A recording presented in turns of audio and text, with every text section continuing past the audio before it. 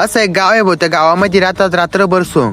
तुम्हाला जर त्या गावाचं नाव माहित असेल तर कॉमेंट्स मध्ये नक्की सांगा. जर तुम्हाला त्या गावाचं नाव जाणून घ्यायचं असेल तर आपला ब्लॉग शेवटपर्यंत बघा, मी तुम्हाला शेवटच्या गावाचं नाव सांगणार आहे. तर कसं आहे पब्लिक, मी तुमचा लाडका संकेता.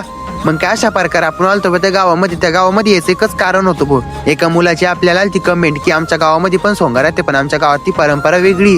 आपण ती परंपरा बघण्यासाठीच्या गावामध्ये आलतो.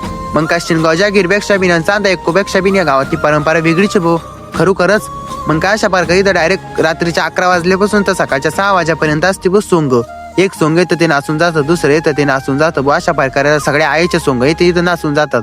आणि जे शेवटच्या आईचं सोंग असतं भाऊ, त्या माणसाला राहतो डायरेक्ट 9 दिवसाचा उपवास. आणि त्या माणसाचं राहतो भाऊ सकाळी 5 वाजता सोंग. मग काय अशा प्रकारे आलतो भाऊ आपण त्या सोंगावाली आई. मग काय ते सकाळी आईचं त्या दर्शन गिर्शन घेतलं. खरोखरच्या गावातली परंपरा एक नंबरच भाऊ.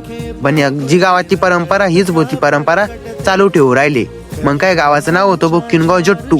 आणि तुम्हाला जर या गावातली सोंग आवडली असेल तर कॉमेंट्स मध्ये नक्की सांगा. आणि तुम्ही या गावातली सोंग बघण्यासाठी येईल ते पण कॉमेंट्स मध्ये नक्की सांगा. चला तर मंडळी, आपण भेटू उद्याच्या ब्लॉग मध्ये.